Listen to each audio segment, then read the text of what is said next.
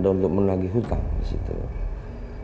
Ke rumah situ menagih hutang karena Permana ada punya hutang di situ. Kalau kronologinya adalah bunuh dulu, baru kemudian beli pasir dan segala macam baru keesokan harinya, maka justru terbuka ruang spekulasi lain. Apakah benar pelaku sungguh-sungguh ingin membunuh korban?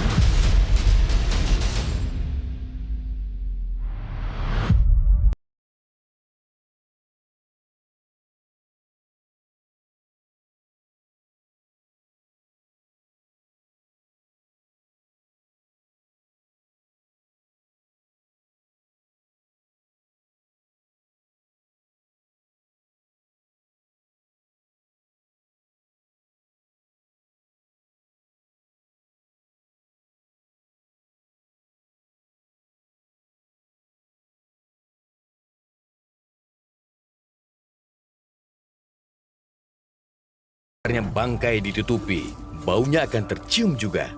Meskipun peribahasa ini tidak sepenuhnya berlaku di negeri ini, namun inilah fakta yang terjadi. Senin, 27 Februari lalu, kawasan pemukiman di Jalan Nusantara Bulak Sentul, Harapan Jaya, Bekasi, dibuat geger dengan penemuan 2 jenazah yang dicor. 2 jenazah perempuan ini ditemukan di rumah kediaman Permana, pria berusia 50 tahun. 2 jenazah perempuan itu adalah Yusi Purwati dan Heni Purwaningsih. Jenazah keduanya ditemukan setelah suami Yusi Purwati mendatangi rumah Permana. Herianto, suami Yusi, curiga lantaran istrinya pergi meninggalkan rumah dan belum kembali sejak 26 Februari. Pencariannya dimulai dengan mendeteksi posisi terakhir telepon genggam milik istrinya. Itu saya mencari rumah itu dari jam 12 sampai jam 3 karena titiknya di situ. Saya mencari rumah itu dari jam 12 sampai jam 3. Bayangkan lah Mbak, saya nanya.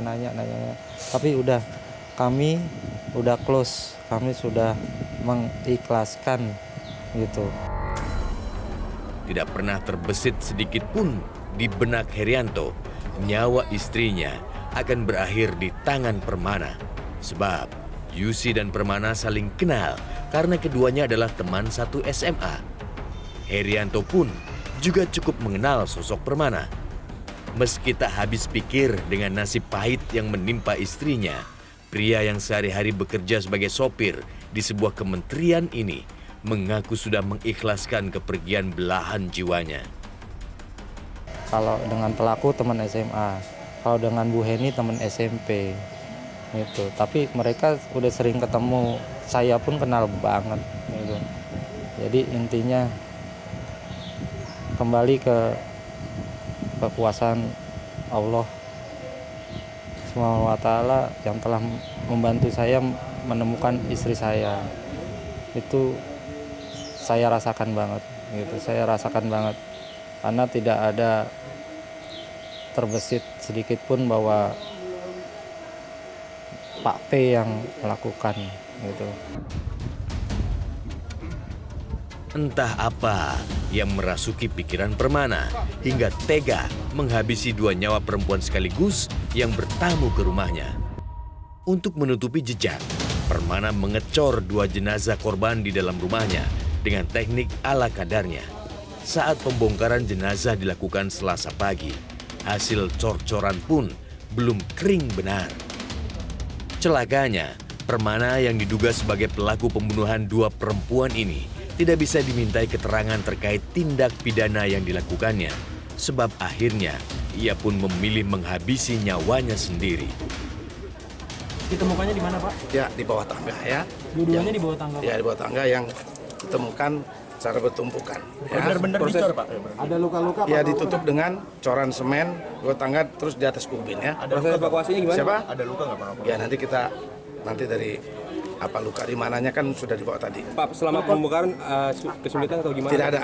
Tidak ada. Kan tidak sampai dari 1 jam tadi sudah berhasil kita. Karena dia dikubur di cor itu ubin, memang ubin lama di bawah tangga masih basah, terus ditutup dengan coran semen dan batu kerikil ya. Kedalaman berapa? Siapa? Enggak ada kedalaman. Artinya tidak dibikin lubang, Pak? Ya? Tidak. Di tempat kejadian perkara, polisi menemukan barang bukti berupa pisau dan benda tumpul lainnya yang diduga digunakan untuk menghabisi nyawa korban. Status inisial P ini kan udah meninggal, Pak. Proses Ya. penyelidikannya seperti apa nanti, Pak? Ke depan. Kita masih lakukan penyelidikan, pendalaman, kita proses sidik. Nanti siapa pelakunya akan kita dapatkan, apa motifnya masih dalam tahap proses ya. Demi mendapat terang penyebab kematian, jenazah 2 korban diotopsi di Rumah Sakit Polri Kramat Jati di Jakarta Timur. Meski belum ada hasil resmi otopsi, polisi menyebut di kepala korban terdapat bekas luka akibat benda tumpul. Palu atau martil ya ada. Kemudian ada batu besar, nggak besar, untuk ganjol pintu. Kemudian di kamar depan kita temukan ada kayak badik atau rencong satu. Kemudian ada pisau besar juga kita temukan di situ. Pacul juga ada. Ada, pacul ada. Kuat diduga pembunuhan 2 perempuan ini dilatar belakangi investasi bisnis yang macet. Pelaku mengecor jenazah korban pembunuhan sebab dinilai sebagai jalan keluar termudah demi menghilangkan jejak kejahatannya.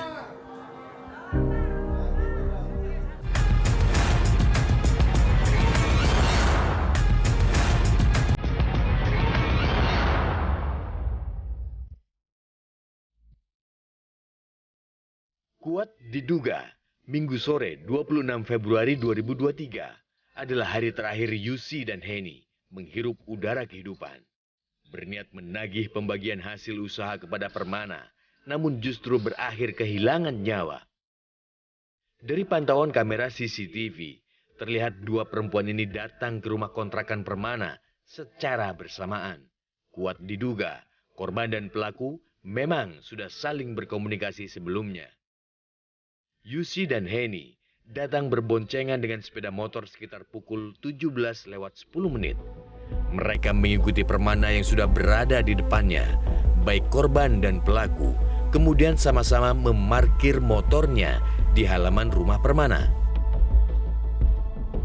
Namun sekitar 25 menit berikutnya, Heni, salah satu korban, terlihat berjalan keluar rumah pelaku dan menuju ke sebuah warung, hingga akhirnya pukul 17.41, Heni kembali dan tidak pernah keluar lagi.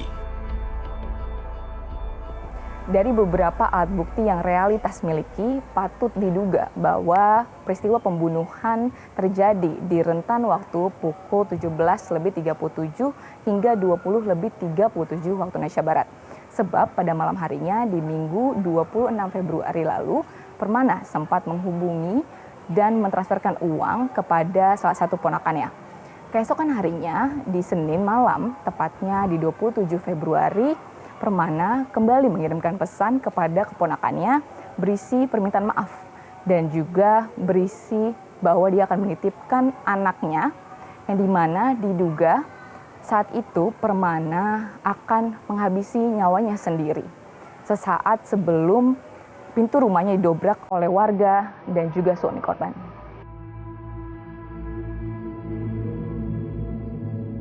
Setelah menghabisi nyawa 2 korbannya di Minggu sore, Permana nampak masih begitu tenang, berskenario, menutupi jejak kejahatannya. Senin pagi, sekitar jam 07.55, ia terlihat keluar dari kontrakannya. Kurang dari 1 jam berikutnya, sekitar pukul 8.42, ia sudah datang kembali dan disusul oleh sebuah mobil bak yang membawa material bangunan. Diduga, material inilah yang digunakan Permana untuk mengecor jenazah korban. Realitas, mendatangi toko bangunan tempat Permana membeli material tersebut. Pemilik toko mengaku mengamati tingkah janggal Permana hari itu. Meski begitu, ia tidak menanyakan tujuan pembelian material senilai Rp274.000 tersebut. Dia sih gelisah sih, nggak kayak tergesa-gesa aja, kayak mintain langsung, kan emang dia mau bayarnya transfer. Iya langsung buru-buru, ini nomor rekeningnya berapa, terus ATM-nya apa gini. Udah langsung, itu langsung nggak lama langsung pergi aja, nggak nanya apa udah. Sementara Heru, karyawan toko yang mengantarkan pesanan material, mengaku tidak melihat gelagat yang aneh dari Permana. Itu saya nanya, katanya mau benerin apa gitu sama dia. Terus saya tanya ada tukangnya, katanya ada. Polisi menyebut maksud kedatangan Yusi dan Heni ke rumah Permana adalah untuk menagih utang. Utang dimaksud tak lain hasil pembagian kerjasama bisnis besi baja yang dikelola oleh Permana. Meski begitu, hingga kini kepolisian masih bungkam terkait bentuk dan nilai kerjasama bisnis tersebut. Ada untuk menagih hutang di situ. Ke rumah situ menagih hutang karena Permana ada punya hutang di situ. Nilainya berapa tuh? Nggak tahu kita nilainya berapa. Informasi latar belakang utang piutang tidak ditampik oleh pihak keluarga. Keluarga besar Permana mengetahui almarhum Permana tengah dibelit persoalan keuangan. 2 hari sebelum peristiwa pembunuhan, Permana bermalam di kediaman orang tuanya di Cakung, Jakarta Utara. Ia berkeluh kesah dan mengaku putus asa lantaran menemui jalan buntu membayar utang-utangnya. Pihak keluarga juga membenarkan Yusi dan Permana adalah teman satu SMA. Keduanya juga pernah bekerja di perusahaan yang sama, bergerak di bidang penjualan besi baja. Terakhir kali, Permana disebut menduduki posisi wakil manajer. Kalau dia mungkin dapat tekanan dari dia atau gimana, tuh jadi kayak panik dia tuh. Soalnya waktu pas Sabtu, Minggu dia kesini mau pulang, Nek, ntar si ini mau kesini katanya si jam 4. Ya udah, nanti ibu bantu ngomong kalau memang masalah itu gitu. Ya udah Nek, tunggu sampai jam 5 nggak datang. Akhirnya dia pulang. Udah. Istilah ini mah Mbak, dia tuh tulang punggung keluarga. Benar-benar ya. Dari anak adiknya meninggal sampai selesai sekolahnya dia yang biayai. Realitas menemui mantan istri Permana. Ibu dari satu anak ini mengaku baru mendengar kabar tragis mantan suaminya sehari setelah kejadian. Setelah berpisah sejak Oktober 2022 lalu, mereka tak lagi saling berkomunikasi. Namun ia meyakini mantan suaminya bukanlah seseorang yang ringan tangan. Dulu yang kerja yang dulu, pikir saya udah putus gitu, udah putus kontak sama si Yusi itu. Kan lama juga dari 2011 sampai sekarang kan. 2011 kagetnya emang nggak pernah, di Bekasi pun nggak pernah si Yusi datang. Tahu-tahu kemarin datang itu saya kaget, kok situ. Jejak kerjasama investasi yang berujung maut di Bekasi memang masih samar-samar. Hingga kini, narasumber resmi dari kepolisian belum memberikan keterangan yang gamblang. Diduga, kerjasama investasi yang melibatkan beberapa investor perorangan ini nilainya mencapai ratusan juta rupiah.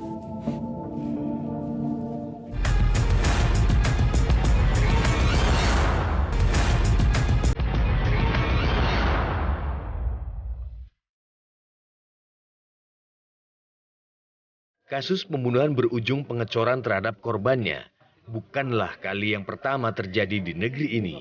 Persis di bulan Maret 2019, 4 tahun silam, di Jember, Jawa Timur, seorang anak dan ibu berkomplot menghabisi nyawa ayahnya sendiri.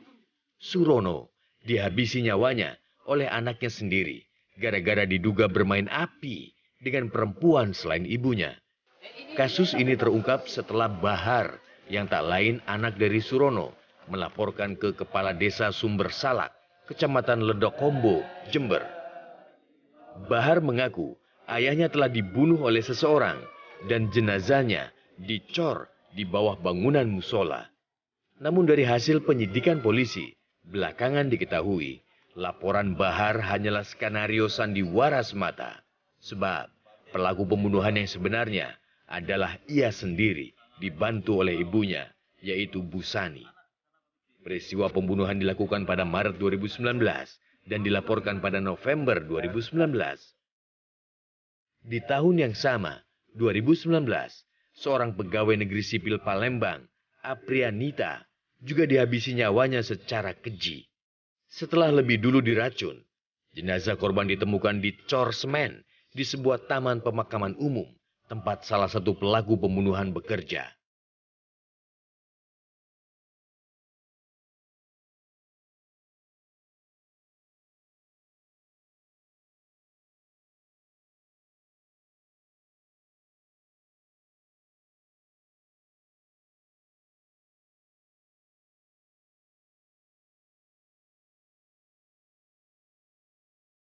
Menurut pakar psikologi forensik Reza Indragiri, modus menghilangkan jejak pembunuhan dengan cara dicor bukanlah hal yang istimewa. Cara ini dilakukan oleh pelaku pembunuhan semata-mata demi menutupi hasil kejahatannya dan menghindar dari jeratan hukum. Kalau kronologinya adalah bunuh dulu, baru kemudian beli pasir dan segala macam, baru keesokan harinya, maka justru terbuka ruang spekulasi lain. Apakah benar pelaku sungguh-sungguh ingin membunuh korban? Apakah ada kemungkinan ini tindakan penganiayaan yang mengakibatkan korban meninggal dunia? Jadi ada 3 kemungkinan. Pembunuhan berencana, jangan-jangan bisa ditepikan. Mengingat sekali lagi, pasir, kerikil, dan segala macam baru dibeli keesokan hari setelah korban dihabisi. Kemungkinan pembunuhan berencana bisa kita kesampingkan. Tinggal tersisa 2, yaitu pembunuhan biasa, bukan pembunuhan berencana maksud saya. Dan yang ketiga adalah penganiayaan yang mengakibatkan korban meninggal dunia. Reza Indragiri juga menyebut tidak ada urgensi bagi kepolisian untuk mengungkap lebih lanjut motif dari kasus pembunuhan di Bekasi. Sebab pelaku pembunuhan sudah meninggal hingga tidak perlu penuntutan. Memang kosakata korban dicor gitu ya. Dalam kondisi bertumpuk 2 orang di dalam rumah, tidak di galian lubang tapi di permukaan lantai. Narasi atau deskripsi semacam itu memang memunculkan kesan ekstrim. Bukan berarti kita tidak berduka atas kematian para korban ya, bahwa ada 2 orang meninggal dunia kita tentu berduka. Tetapi mengingat pelakunya sudah meninggal dunia dan Indonesia tidak mengenal posthumous trial, tidak mengenal praktek persidangan terhadap orang yang sudah meninggal dunia, maka apa sesungguhnya urgensi yang polisi hadapi untuk mengungkap sampai sejauh motif harus juga diketahui. Tidak ada urgensi untuk itu. Case close. Diketahui ataupun tidak diketahui, terungkap ataupun tidak terungkap motif, bukan merupakan penentu berlanjutnya proses pidana. Tambah lagi tadi saya katakan tidak ada persidangan terhadap orang meninggal dunia. Jadi terungkap ataupun tidak terungkap motif si pelaku, tidak ada bedanya. Case close, kasus selesai, berkas masukkan di arsip, sudah. Menurut informasi yang realitas dapatkan, sebelum peristiwa pembunuhan terjadi, memang Yusi dan Permana sedang melakukan usaha bersama sejak Desember 2022 lalu, yaitu penjualan besi bangunan. Permana yang merupakan pelaku pembunuhan memang telah mengenal Yusi sejak lama. Dia menjanjikan bagi hasil keuntungan bagi penyuntik atau penanam modal. Dengan modal kepercayaan kepada pelaku, Yusi akhirnya mengajak beberapa orang untuk turut menanamkan modal kepada Permana. Celakanya setelah berhasil mengajak beberapa orang untuk menjadi pemodal, justru malah bisnis ini tidak semulus yang dijanjikan. Bagi hasil keuntungan tidak diperoleh, modal pun tidak dapat ditarik kembali. Realitas mendatangi tempat kerja Permana di Jalan Sultan Agung, Medan Satria, Kota Bekasi. Namun pihak perusahaan enggan berkomentar banyak tentang latar belakang bisnis besi yang dijalankan oleh Permana. Dari jejak digital yang ada, diketahui Yusi memiliki latar belakang yang sama dengan Permana. Yusi juga bekerja di sebuah perusahaan penjualan besi baja konstruksi, hanya saja berbeda perusahaan. Buah dari join modal bisnis dengan Permana, Yusi sebenarnya juga sudah sempat mendapatkan bagi hasil keuntungan sebesar 20 juta rupiah. Meski begitu, suami almarhumah Yusi memilih bungkam perihal latar belakang join modal bisnis tersebut. Sekarang udah beda perusahaan, Pak. Udah beda, tapi awal yang mengenalkan di perusahaan ini adalah istri saya gitu. Datang ke rumah saya, minta kerjaan dengan istri saya. Saya ada. Gara-gara utang piutang, nyawa melayang. Sudah ada begitu banyak kejadian serupa di negeri ini. Tidak peduli besar atau kecil nilai piutangnya, baik si pemberi maupun pengutang, lazimnya begitu mudah terpancing gelap mata. Demi penegakan hukum dan rasa keadilan bagi korban, polisi harus cepat mengungkap kasus pembunuhan mayat di Cor ini. Polisi juga harus mengungkap siapa saja yang sudah turut terjerat model join usaha di bisnis besi di Bekasi ini.